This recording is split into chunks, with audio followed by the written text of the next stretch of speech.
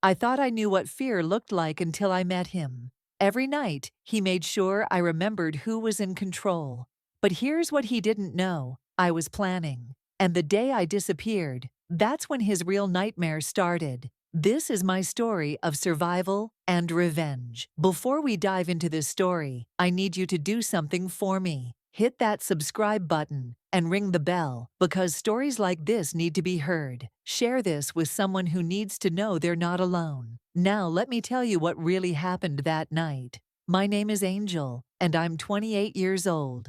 3 years ago, I was working double shifts at Murphy's Diner on the east side of town, saving every penny I could to maybe go back to school someday. That's where I met him. Let's call him Tony, though that wasn't his real name. Nothing about him was real, as I'd learn later. Tony walked into that diner on a rainy Tuesday evening, wearing a suit that probably cost more than I made in a month. He had this smile that could light up a room, and this way of making you feel like you were the only person in the world when he looked at you. I'd been serving coffee and pie to truckers and late shift workers for 2 years, and nobody had ever looked at me the way he did. He started coming in every Tuesday, always ordering the same thing: black coffee and apple pie. Always left a $20 tip on a $6 check. Always asked about my day, like he genuinely cared about the answer. After 3 weeks of this, he finally asked me out, said he'd been working up the courage because he didn't want to make me uncomfortable at work. See how thoughtful that sounded? That should have been my first red flag. Predators are always thoughtful in the beginning. Our first date was perfect. Fancy restaurant, flowers, open doors for me. He asked questions about my dreams, my family, my past. I thought he was interested in getting to know me.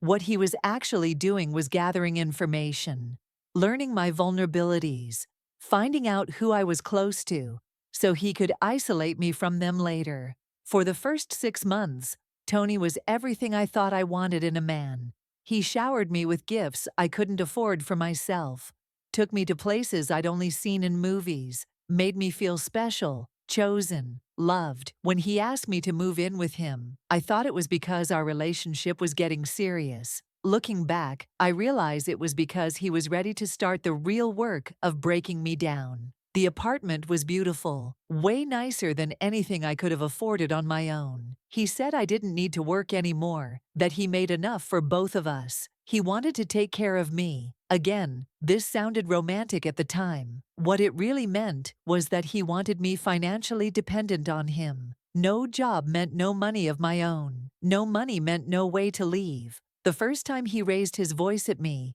I had burned dinner. I was trying to cook something fancy to impress him, and I got distracted by a phone call from my sister. The smoke alarm went off, and when Tony came home to a kitchen full of smoke and a ruined meal, he exploded. He didn't hit me that night, but the way he screamed made me shake for hours afterward. He apologized later, bought me flowers, said work had been stressful, and he'd taken it out on me unfairly. Classic pattern, though I didn't recognize it then. The yelling became more frequent, always over small things: dishes in the sink, forgetting to buy his favorite brand of coffee, talking too long on the phone with friends. Gradually, I found myself walking on eggshells, trying to anticipate what might set him off. I stopped calling my friends as much because he'd get irritated by the sound of my voice carrying from the other room. I stopped suggesting we visit my family because he always found reasons why we couldn't go. The first time he hit me, it was because I questioned why he was coming home so late from work. I wasn't accusing him of anything. I was worried about him. But Tony heard it as disrespect, as me not trusting him. The slap came so fast I didn't even see it coming. The shock was worse than the pain. He was immediately sorry, crying real tears, saying he didn't know what had come over him. He'd never done anything like that before. It would never happen again. But it did happen again and again, each time a little worse, each time followed by flowers and apologies and promises. I started making excuses to myself and to anyone who asked about the bruises. I fell down the stairs. I walked into a door. I was clumsy. The lies came easier than the truth. because the truth meant admitting that the man I loved was systematically destroying me. The nightly routine became predictable in its unpredictability. Some evenings he'd come home happy, and we'd have dinner like a normal couple. Other nights, I'd hear his key in the lock, and my whole body would tense up because I could tell by the way he walked that it was going to be a bad night. I learned to read his moods in the sound of his footsteps, the way he closed the door, whether he spoke when he walked in or just went straight to pour himself a drink. The worst beating happened on a Sunday morning. I had made pancakes for breakfast, but they were a little burned around the edges. Such a small thing. But Tony had been drinking the night before, and he woke up in one of his moods. He threw the plate against the wall, and when I bent down to clean it up, he kicked me in the ribs so hard I couldn't breathe. Then he stomped on my hand while I was on the floor. I heard the bones crack. At the emergency room, I told them I had fallen down the stairs. The doctor, Dr. Martinez, looked at me with these knowing eyes. She'd seen this before. She treated my broken ribs and my fractured hand.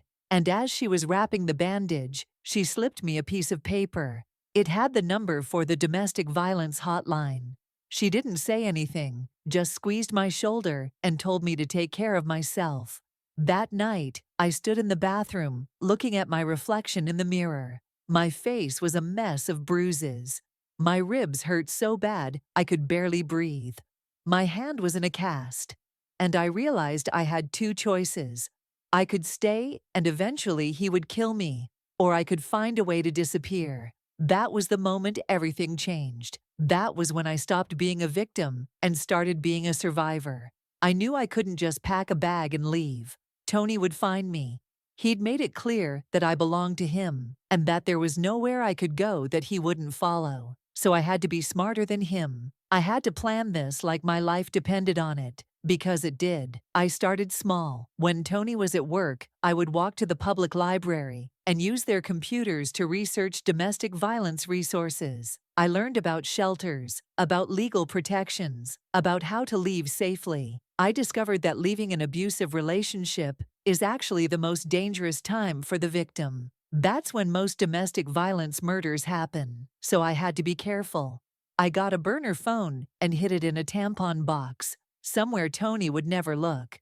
I started saving money, a few dollars here and there from grocery shopping, telling him things cost more than they did, and pocketing the difference. I opened a bank account at a different bank using my maiden name, claiming I was thinking about changing back after a divorce that never happened.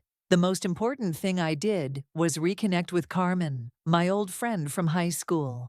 Carmen had escaped an abusive marriage a few years earlier, so she understood what I was going through. She became my lifeline, my support system, my escape plan. She helped me think through all the details, how to disappear without leaving a trail he could follow. For 3 months, I played the perfect girlfriend. I stopped fighting back, stopped questioning him, stopped giving him any reason to suspect I was planning anything. I cooked his favorite meals, kept the house spotless, smiled when he came home, even on the bad days. I made him feel like he had won, like he had broken me completely. His guard came down because he thought he was in total control. During this time, I was documenting everything. I took photos of every bruise, every cut, every mark he left on me. I recorded our conversations, when he would threaten me, or when he would brag about how nobody would believe me if I ever tried to leave him. I kept a detailed journal of every incident, every threat,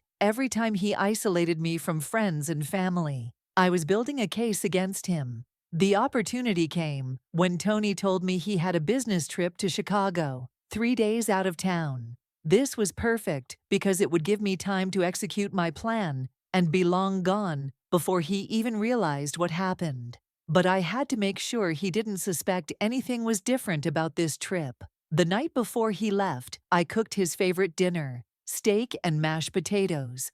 I wore the dress he liked. I acted like the devoted girlfriend he thought I was. When he kissed me goodbye the next morning, I kissed him back and told him I loved him. It was the last lie I would ever tell him. And honestly, it felt good knowing that. As soon as his car pulled out of the driveway, I went into action. I had rehearsed this so many times in my head that I could do it with my eyes closed. First, I called Carmen to let her know it was happening. She was already waiting 3 states away, with a place for me to stay until I could get back on my feet. I packed only the essentials: documents, the burner phone, the money I'd saved, a few changes of clothes. I left most of my belongings because I wanted it to look like I was planning to come back.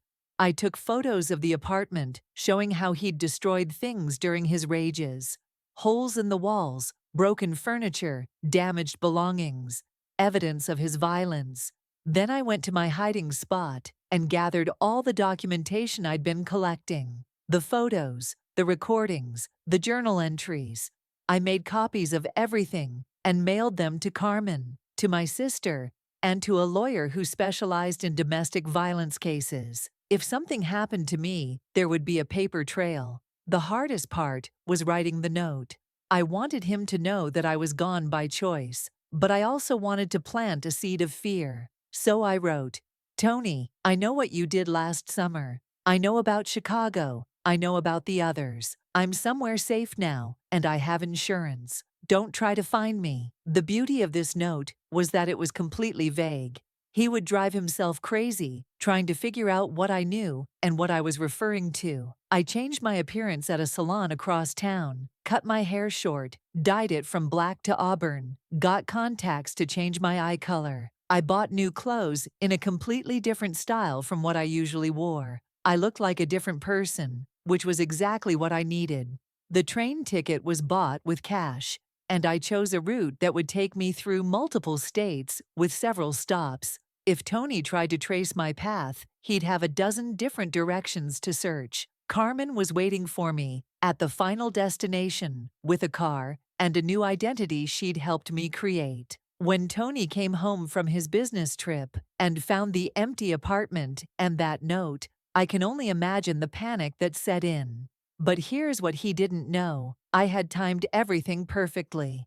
While he was discovering I was gone, the police were receiving an anonymous tip with copies of all my documentation, photos of my injuries, recordings of his threats, witness statements from neighbors who had heard the violence through the walls. His first instinct was probably to call the police and report me missing, paint himself as the worried boyfriend. But when the officers showed up at his door, they weren't there to help him find me. They were there to arrest him for domestic violence, assault, and terroristic threats, all charges that could be proven with the evidence I'd carefully collected over 3 months. The recordings were particularly damaging. In one of them, he was drunk and bragging about how he could kill me and make it look like an accident. In another, he was threatening to hurt my family if I ever left him. These weren't things a jury would take lightly, and Tony knew it. His perfect life started unraveling immediately. His employer found out about the arrest and suspended him pending investigation. Word spread through his social circle. The mask he'd worn in public started slipping as people realized what kind of man he really was. His family, who had always thought I wasn't good enough for their successful son, suddenly understood why I had seemed so quiet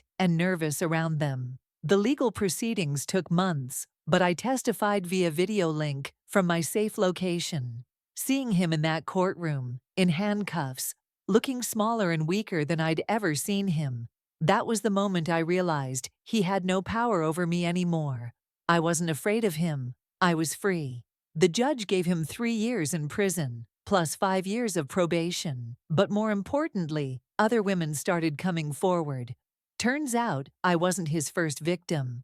There had been others before me, and there might have been others after me if I hadn't stopped him. My decision to fight back had protected women I would never meet. While Tony was adjusting to life behind bars, I was building a new life in a new city. Carmen helped me get a job at a victim services organization where I could use my experience to help other women in similar situations. I started therapy to deal with the trauma and slowly began trusting people again. It wasn't easy. Healing never is. But for the first time in years, I was making choices based on what I wanted, not what someone else demanded. I met someone new about a year later. Let's call him Michael.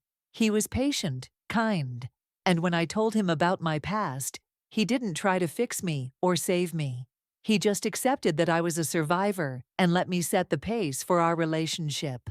We've been together for 2 years now, and he's shown me what love actually looks like.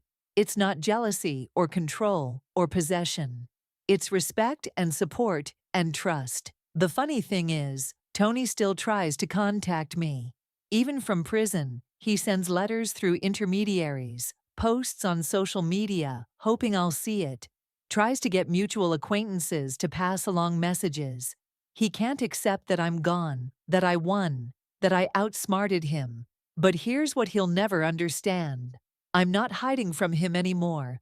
I'm just living my life without him in it, and there's nothing he can do about that. The restraining order I have against him is permanent.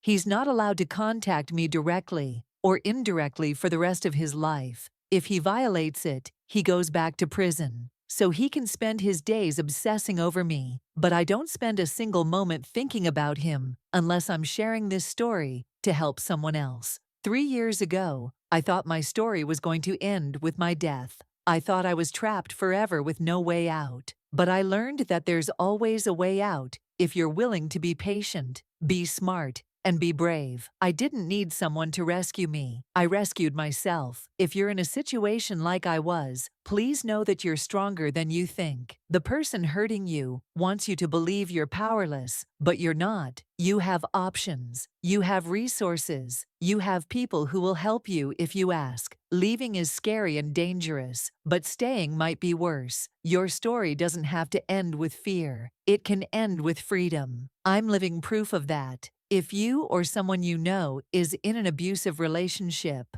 please reach out. I'm putting resources in the description below. Remember, leaving is the most dangerous time, so please get professional help. Hit that like button if this story moved you. Subscribe for more real stories, and share this with someone who needs to hear it. Your story doesn't have to end with fear.